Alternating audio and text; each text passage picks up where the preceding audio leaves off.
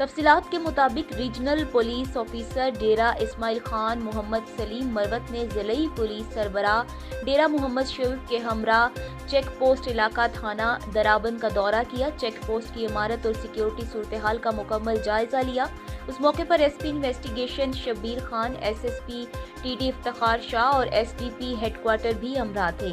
ضلعی پولیس سربراہ ڈیرہ نے نئی تعینات ہونے والے آر پی او ڈیرہ محمد سلیم مروت کو چیک پوسٹ پر تعینات نفری، سیکیورٹی، حفاظتی انتظامات کے حوالے سے مکمل بریفنگ دی۔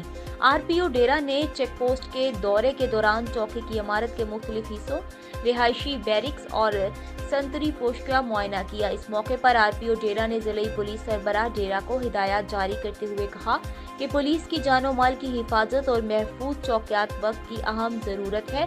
پولیس کی سہولت اور سیکیورٹی کو مزید بہتر سے بہتر کرنے کے لیے چیک پوسٹ کی مرمت کا حکم دیا۔ انہوں نے چیک پوسٹ پر تعینات پولیس جوانوں سے ملاقات کی اور ان سے خطاب کرتے ہوئے کہا کہ وہ محنت، لگن اور فرض شناسی سے پیشہ ورانہ امور سر انجام دے کر خدمت خلق کو اپنا شعار بنائیں۔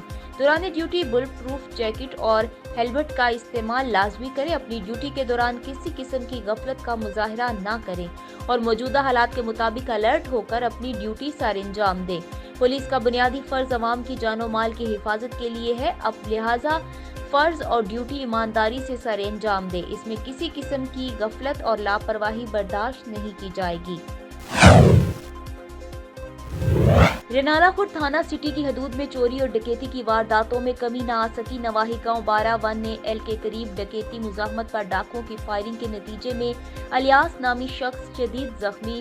وقوعے کی اطلاع ملتے ہی تھانہ سٹی پولیس موقع پر پہنچ گئی۔ زخمی شخص کو تحصیل ہیڈ کوارٹر ہسپتال منتقل کر دیا گیا۔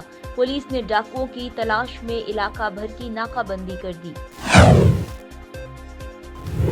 کمالیہ نواحی گاؤں 713 میں بجلی کی تاروں کے شارٹ سرکٹ کے باعث آگ نے پرالی سے لدی ٹرالی کو اپنی لپیٹ میں لے لیا۔